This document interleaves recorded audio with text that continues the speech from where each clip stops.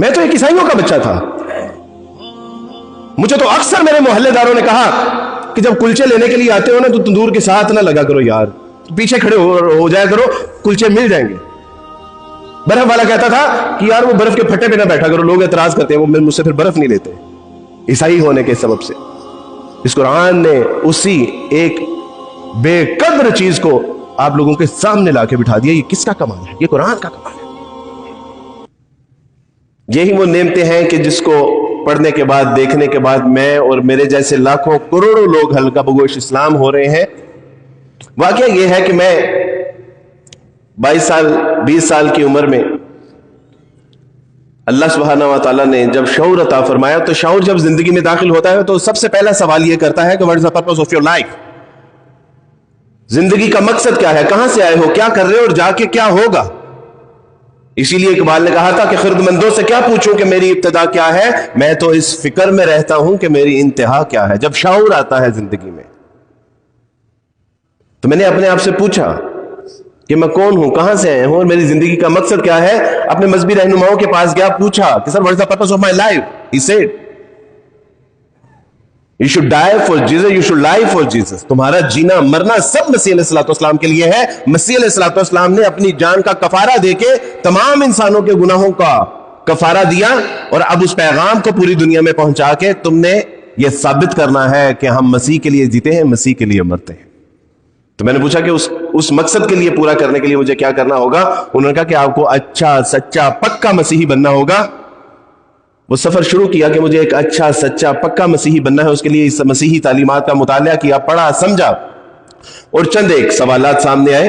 اور وہ سوالات عقائد, عبادات اور اس کے جو ہماری مذہبی روایات اور جو اس کے تصورات ہیں وہ سامنے آئے. تو وہ تمام کے تمام باطل عقائد و نظریات تھے. یعنی ایک خدا میں 3 شخص ہیں, یعنی باپ, بیٹے, روح القدس. مسیح علیہ الصلوۃ والسلام نے آدم علیہ الصلوۃ والسلام سے لغزش ہوئی اور اس لغزش کی پاداش میں اپنی جان صلیب پر چڑھا دی. اور پھر یہ کہ وہ صرف خدا ہی نہیں بلکہ خدا کا بیٹا بھی ہے. یعنی اس طرح کی ایک پوری تفصیل ہے کہ وہ کون سے ایسے عقائد و نظریات ہیں کہ جس نے عیسائیت سے متنفر کر دیا. لیکن عیسائیت سے متنفر ہو گئے تو ٹھیک ہے, اس کا ایک منطقی اصول تو یہ ہونا چاہیے تھا کہ عیسائیت سے متنفر ہو گئے تو اب اسلام قبول کر لیتے ہیں. لیکن میرا اور آپ کا المیہ کیا ہے, یہ آپ کے گوش گزار کرنا چاہتا ہوں, جو آج ہماری اس مجلس کا مورل ہوگا. ایک ایسا نوجوان کہ جو اپنے مذہبی عقائد و نظریات سے بیزار ہو چکا ہے, وہ ایک اچھا عیسائی بننے کے سفر شروع کرتا ہے. لیکن اچھا عیسائی تو دور, وہ عیسائی ہی نہیں رہتا. اس کے بعد وہ ہندو مت پڑھتا ہے, سکھ مت پڑھتا ہے, بدھائزم پڑھتا ہے, جوڈائزم پڑھتا ہے, اور تمام مذاہب پڑھنے کے بعد تسکین قلب اور راحت جان میسر نہیں ہے. سکون نہیں مل رہا کہ نہیں, سیٹسفیکشن نہیں ہے کہ دس از ناٹ رائٹ پاتھ. ہونا کیا چاہیے تھا؟ 22 کروڑ مسلمانوں کی آبادی میں there is no any single person جو کہتا ہے کہ where you want to go, کہاں جانا چاہتے ہو, کیا تلاش کر رہے ہو, what are you looking here and there, ادھر ادھر کیا تلاش کر رہے ہو, کہاں جانا ہے, آخرت کی کامیابی کامرانی تلاش کر رہے ہو, رسول اللہ صلی اللہ علیہ وسلم کا دامن تھام لو, اللہ سبحانہ و تعالیٰ دوزخ سے نجات بھی عطا فرما دیں گے, جنت میں بھی داخل فرما دیں گے. but there is no any single person, 22 crore مسلمانوں کی آبادی میں کوئی بتانے والا نہیں ہے کہ ہم تمہیں بتاتے ہیں کہ اس کائنات کا خالق, مالک, رازق کون ہے. کوئی نہیں. اور کس کی ذمہ داری تھی یہ پیغام آگے پہنچانا؟ کس کی ذمہ داری تھی؟ میری اور آپ کی نہیں تھی؟ کیا قرآن آپ پہ نہیں نازل, آپ کے لیے نازل نہیں ہوا؟ کیا قرآن میں نہیں پڑھا کنتم خیر امۃ اخرجت للناس تأمرون بالمعروف وتنہون عن المنکر؟ You are selected people, تمہیں منتخب کیا گیا ہے اس کام کے لیے کہ لوگوں کو اچھائی کی دعوت دو اور برائی سے روکو. کیا میرے اور آپ کے ذمہ نہیں تھا؟ کیا رسول اللہ صلی اللہ علیہ وسلم نے نہیں فرمایا تھا بلغوا عنی ولو آیہ, پہنچا دیجئے چاہے آپ کے پاس ایک آیت ہی کیوں نہ ہو. یہ میرے اور آپ کے ذمہ تھا. لیکن ایک غیر مسلم جو اپنے مذہب سے بیزار ہو چکا ہے, جو دل برداشت کا ہو چکا ہے, حق کی تلاش میں ہے, جنت میں جانا چاہتا ہے, اپنے خالق حقیقی سے ملنا چاہتا ہے, یہ کس نے بتانا تھا؟ میں نے اور آپ نے. لیکن کوئی بات نہیں, افسوس کہ مسلمان مکان، دکان، خاندان اور اپنے مال و دولت کے چکر میں پڑا ہوا ہے، لیکن کب تک؟ یہ تو سب یہیں پہ رہ جائے گا۔ پوچھا یہ جائے گا کہ جو کام کرنے کے لیے بھیجا تھا وہ کر کے آئے ہو کہ نہیں، جو ذمہ داری دی تھی۔ آج تو وہ پیغام میرے دوستوں بھائیوں بزرگوں آگے پہنچانا اللہ کا شکر ہے کہ وی آر سٹ ان دا ماسک، مسجدوں میں ہم بیٹھے ہیں، سارے ٹوپی اور داڑیوں والے اکثر و بیشتر بیٹھے ہیں۔ نکل جائیے ذرا باہر پوش علاقوں میں، defence D H A Gulberg والی سائڈ پہ، ایسے لگتا ہے کہ ہم کسی مسلمان ملک میں نہیں بلکہ کسی دہریت کی سرزمین پہ ہم بس رہے ہیں۔ داڑھی ٹوپی والے کے ساتھ، برقعے والے کے ساتھ اتنی حقارت اور نفرت انگیز معاملات کیے جاتے ہیں کہ لگتا ہے کہ شاید ہم کسی کافرستان میں رہ رہے ہیں۔ ابھی معاملہ آگے پہنچانا تو دور، ہم نے تو خود اسلام کو نہیں اپلائی کیا اپنے اوپر۔ اللہ سبحانہ و تعالیٰ نے توفیق عطا فرمائی، اور ہم نے اسلام کو پڑھا تھا، لیکن اسلام کو ہم نے اس طرح پڑھا تھا کہ جو ہمیں میوزک کی، ڈانس کی کلاسیں دیتے تھے وہی اسلامیات بھی پڑھاتے تھے۔ انہوں نے جو اسلام بتایا تھا وہ بہت توڑ مروڑ کر اسلام پیش کیا ہوا تھا کہ دیر واز 5 member team، محمد صلی اللہ علیہ وسلم، ورقہ بن نوفل، خدیجہ رضی اللہ تعالیٰ عنہ، ابو بکر صدیق، علی رضی اللہ تعالیٰ، یہ 5 لوگ تھے، غور و فکر کرتے تھے۔ محمد صلی اللہ علیہ وسلم جو ہے وہ غار حرا میں غور و فکر، تدبر و تفکر کیا کرتے تھے۔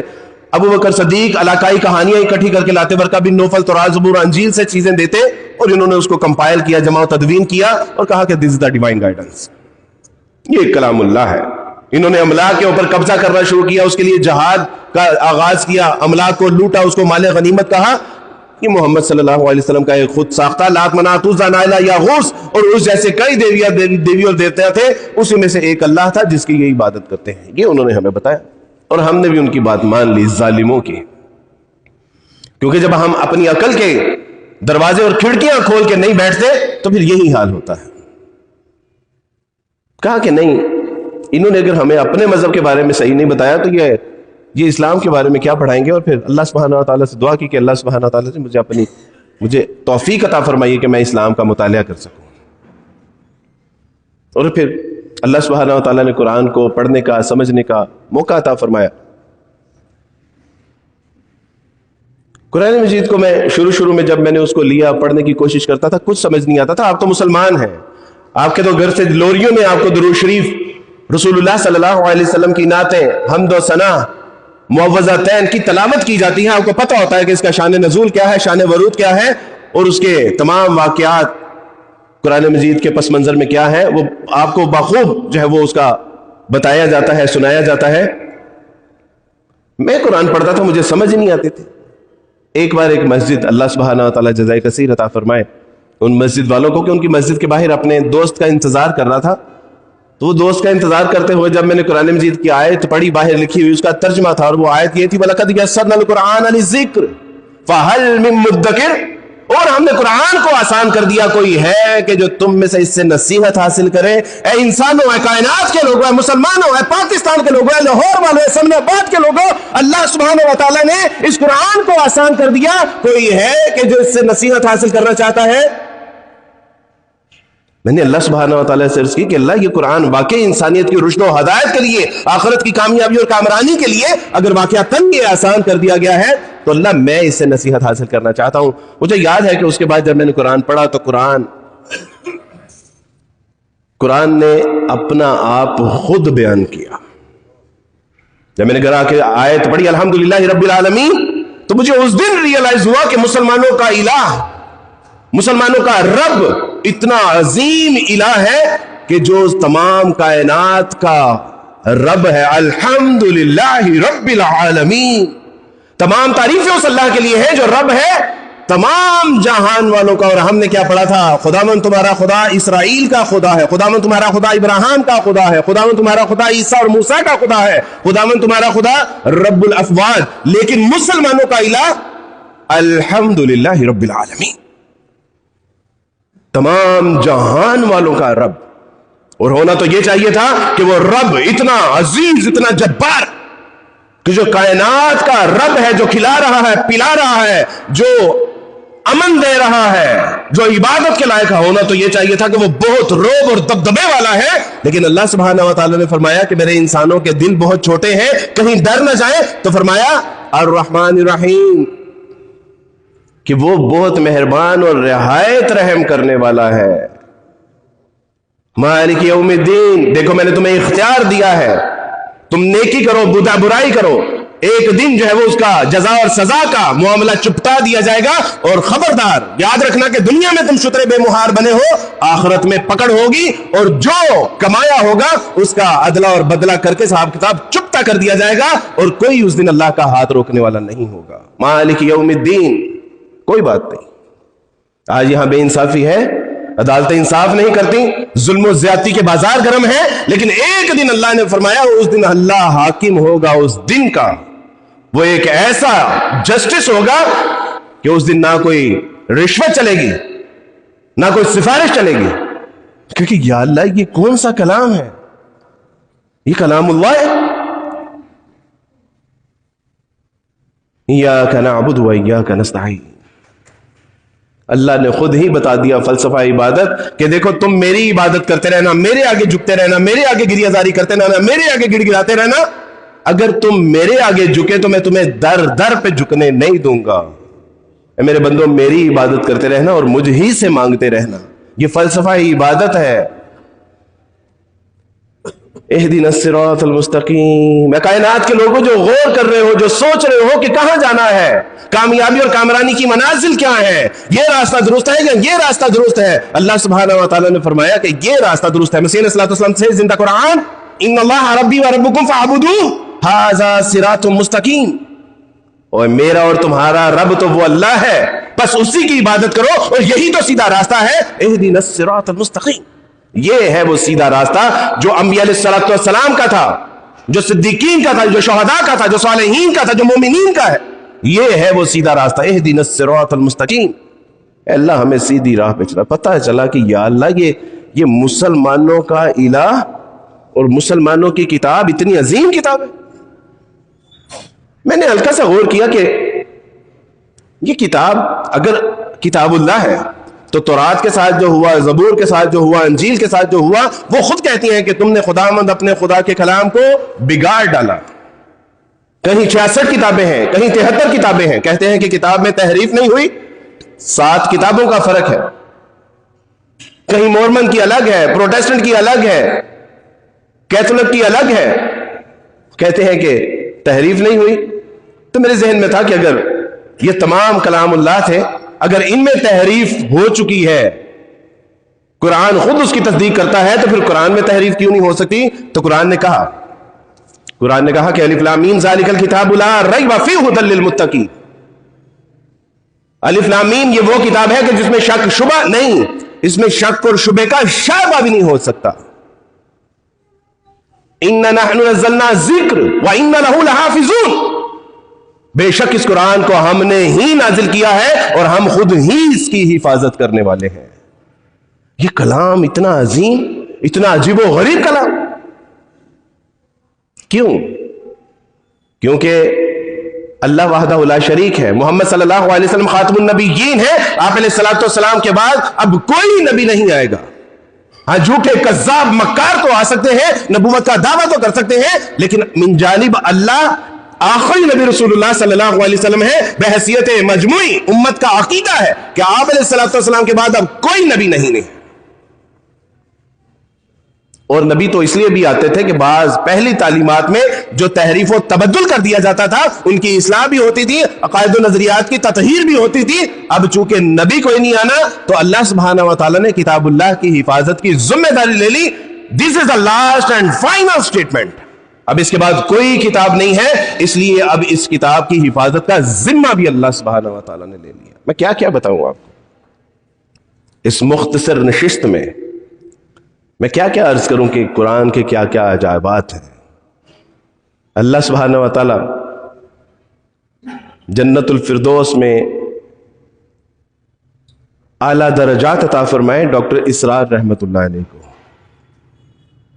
وہ جس درویش نے، یا اس کے بارے میں یہ کہا جا سکتا ہے کہ وہ نصف صدی کا قصہ تھا، وہ پل دو پل کی بات نہیں، جس نے اپنی زندگی کا 3/4 حصہ صرف قرآن کو پڑھنے اور سننے اور سنانے میں لگا دیا. قرآن کے بارے میں کچھ سوالات ہوتے تھے، اعتراضات ہوتے تھے، اشکالات ہوتے تھے جو ہمیں بچپن میں بتائے جاتے تھے. میں ڈاکٹر اسرار رحمہ اللہ کے دروس میں عطا ترک بلاگ وہاں میں شرکت کیا کرتا، تو ڈاکٹر صاحب وہی میرے اعتراضات، اشکالات اور سوالات کے جوابات دے رہے ہوتے تھے. یہ اللہ کا عجیب معاملہ تھا.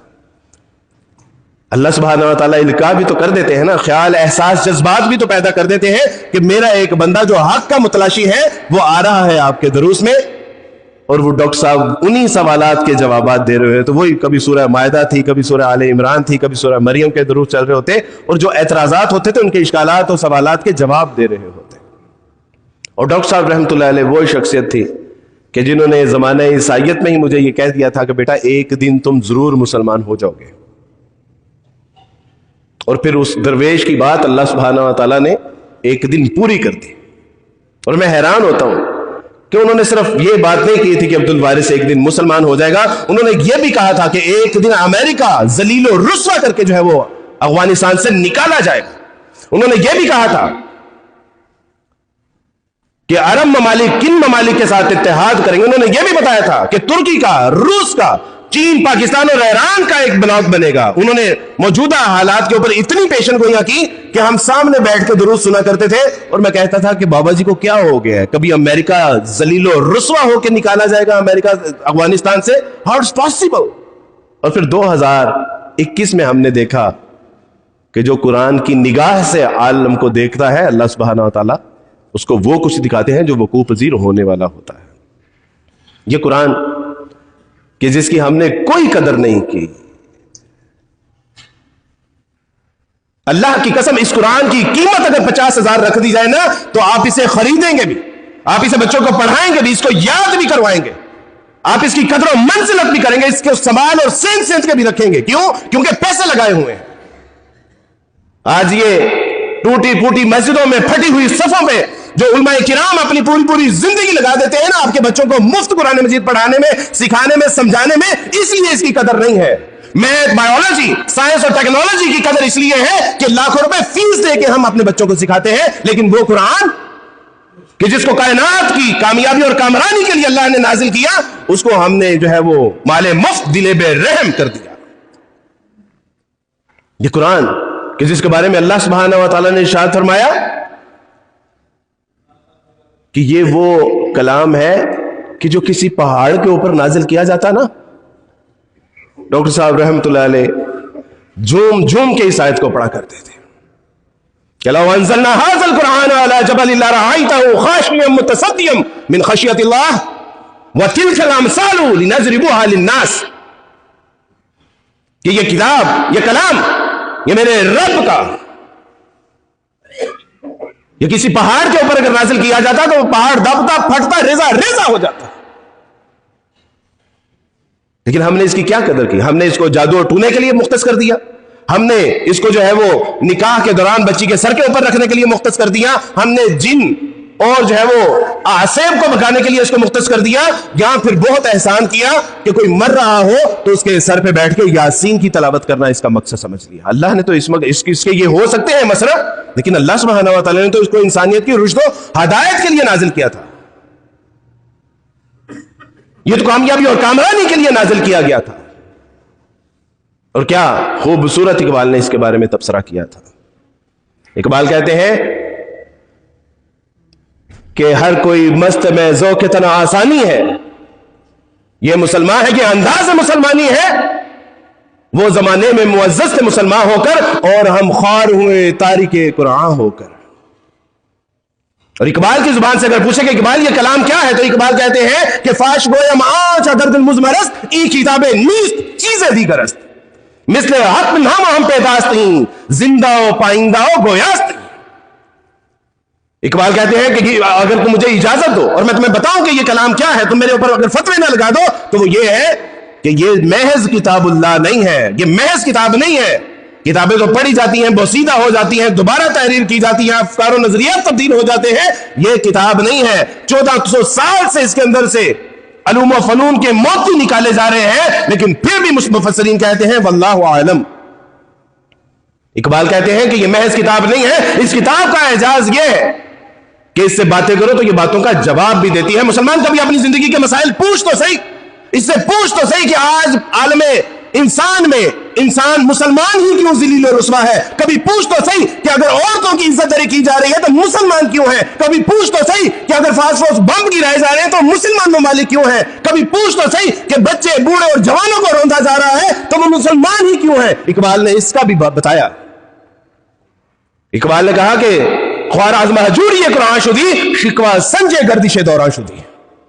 یہ نہ سمجھنا کہ کوئی زمانے کا اتار چڑھاؤ ہے. یہ ذلت اور رسوائی ہمارا مقدر اس لیے ہے کہ ہم نے قرآن کو پس پشت ڈال دیا. اور کیا کہا تھا رسول اللہ صلی اللہ علیہ وسلم نے کہ مسلمانوں قرآن کو سینے کی ڈھال بنانا, اپنے سر کا تکیہ نہ بنانا. آج کتنے لوگ ہیں کہ جنہوں نے اپنا اوڑھنا بچھونا اس قرآن کو بنایا. ڈاکٹر کیرن ملر کہتے ہیں کہ مجھے ایک اسائنمنٹ دی گئی اور وہ اسائنمنٹ یہ تھی کہ آپ نے قرآن میں سے تاریخی سائنسی غلطیاں نکالنی ہیں. کہتے ہیں کہ میں نے 6 مہینے صرف قرآن مجید کو پڑھا تھا اور اس کے بعد میں نے اپنا نام عبد الاحد رکھ لیا. یہ اعجاز ہے اس قرآن مجید کا. ان کنتم فی ریب مما نزلنا علی عبدنا فأتوا بسورۃ من مثلہ.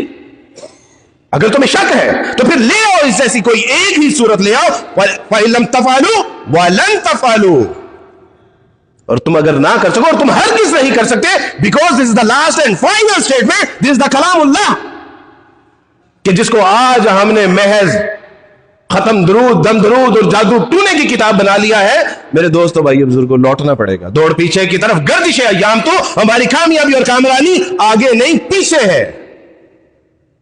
جب تک رسول اللہ صلی اللہ علیہ وسلم کے ساتھ اپنا تعلق محبت قائم نہیں کریں گے, اللہ کی کتاب کے ساتھ اپنا تعلق قائم نہیں کریں گے, یہ ذلیل و رسوا جو ہم ہو رہے ہیں یہ ہمیشہ ہمیشہ ہمارا مقدر بنا دیا جائے گا. آج بھی وقت ہے, لوٹ آئیے. آپ کے پڑوس میں ڈاکٹر رنداوا صاحب رحمۃ اللہ علیہ, آپ بھی ان کے متعلقین میں شاگردوں میں سے تھے. ساری زندگی محنت کر دی, کتنے لوگوں نے رجوع لے کے بہترین سینٹر بنایا, مختص کر دیا, اپنی املاک وقف کر دی. کتنے لوگوں نے اس سے مستفید ہوئے؟ چند لوگ. اور پیسے دے کے یونیورسٹیوں میں دیکھے جہاں ہماری بچوں کی یعنی عظمت دریا بھی کی جا رہی ہیں, ان کی ارواح کو پامال کیا جا رہا ہے, ان کے افکار و نظریات کا قتل کیا جا رہا ہے. لاکھوں روپے دے کے اپنے بچوں کو ہم چھوڑ کے آتے ہیں روزانہ وہاں پر. اس سے پتہ نہیں چلتا کہ ہم نے قرآن کے ساتھ بے وفائی کی ہے. ایک ماں مسجد کے باہر بیٹھ کے مانگ رہی تھی اور پوچھا بچے نے, ایک لڑکے نے پوچھا کہ اماں جی آپ تو احمد کی ماں نہیں ہے؟ کہا کہ ہاں. کہا کہ احمد تو باہر گیا ہے اور آپ یہاں مانگ رہی ہیں. کہا بیٹا وہ احمد کو میں اس لیے تنگ نہیں کرتی کہ وہ چلا گیا باہر, پتہ نہیں نوکری ملی ہے کہ نہیں ملی, لہٰذا میں گزر بسر کرنے کے لیے مسجد کے باہر بیٹھ جاتی ہوں. کہا کہ ماں جی اٹھیے میرے ساتھ. کہا ماں جی احمد نے آپ کو آج تک کچھ نہیں بھیجا؟ کہا بیٹا وہ بھیجتا ہے, ایک رنگین سا کاغذ ہوتا ہے, اس کو میں اپنے بیٹے کی نشانی سمجھ کے دیوار کے اوپر چسپا کر دیتی ہوں. اللہ خیر صلی اللہ. کہا کہ میرے ساتھ چلیے. گھر گئے تو دیکھا کہ وہ منی آرڈر تھے اور لاکھوں روپے کے منی آرڈر تھے کہ جس کو وہ ماں نہ سمجھنے کے سبب سے جو ہے وہ دیواروں کے اوپر چسپا کر رہی ہیں اور اس کو پتہ ہی نہیں ہے کہ یہ لاکھوں روپے کا. اے مسلمان کا بھی دیکھ اپنے گھر میں پڑے ہوئے قرآن کو, دیکھ اس میں کہ اللہ سبحانہ و تعالیٰ نے کیا علوم و فنون اس میں جو ہے وہ پیوست کر رکھے ہیں. دیکھ کہ اللہ سبحانہ و تعالیٰ نے اقوام کی کامیابی اور کامرانی کے راز اس میں مضمر کر رکھے ہیں.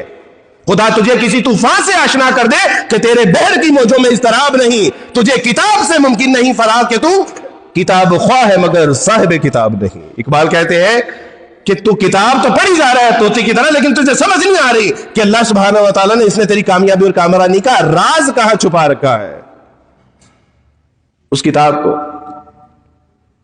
ایک عیسائیوں کا بچہ جب پڑھتا ہے تو اللہ سبحانہ و تعالیٰ اس کو منبر پہ پہنچا دیتا ہے اور آج وہ تمام مسلمانوں کے ساتھ خطاب کر رہا ہے. یہ ہے اس کلام کا اعجاز. میں تو ایک عیسائیوں کا بچہ تھا, مجھے تو اکثر میرے محلے داروں نے کہا کہ جب کلچے لینے کے لیے آتے ہو نا تو تندور کے ساتھ نہ لگا کرو یار, پیچھے کھڑے ہو جایا کرو, کلچے مل جائیں گے. برف والا کہتا تھا کہ یار وہ برف کے پھٹے پہ نہ بیٹھا کرو, لوگ اعتراض کرتے ہیں, وہ مجھ سے پھر برف نہیں لیتے عیسائی ہونے کے سبب سے. اس قرآن نے اسی ایک بے قدر چیز کو آپ لوگوں کے سامنے لا کے بٹھا دیا. یہ کس کا کمال ہے؟ یہ قرآن کا کمال ہے. اللہ نے بتا دیا, اللہ نے سمجھا دیا کہ مجھے مسلمانوں کی کوئی ضرورت نہیں ہے. اللہ سبحانہ و تعالی اپنے जमादात और नबातात से भी काम ले सकते हैं, अल्लाह कीड़े मकोड़ों से भी काम ले सकते हैं। अल्लाह को कोई एहतियाज नहीं है हमारी। अल्लाह ने फरमा दिया कि अगर ये नहीं करेंगे इनको तबाह बर्बाद ज़लील और रुसवा करके इनकी जगह ऐसी कौम लेके आऊंगा कि जो इनसे बेहतर परफॉर्मेंस देगी। क्या अब भी जिल्लत और रुसवाई में हमें कोई शक है? क्या अब भी अपनी गैर जिम्मेदारियों का एतराफ नहीं है? नहीं मेरे दोस्तों भाइयों से। या अय्युहल इंसान मा गर्रका बिरब्बिकल करीम, ओए लोगों कहां जा रहे हो? अपने रब करीम रब रहीम को छोड़ के कहां जा रहे हो? वो पलट आओ, ओए लौट आओ, जलीलो रुसवा हो जाओगे। रब से सुलह कर लो, कुछ नहीं वो कहेगा, वो तो माफ करने वाला है, वो तो हजारों माओं के बराबर जो है वो मोहब्बत करने वाला है। लौट आओ, पलट आओ, अपने रब रहीम रब करीम रब शफीक की तरफ लौट आओ, वो माफ करने वाला है, दरगुजर करने वाला है।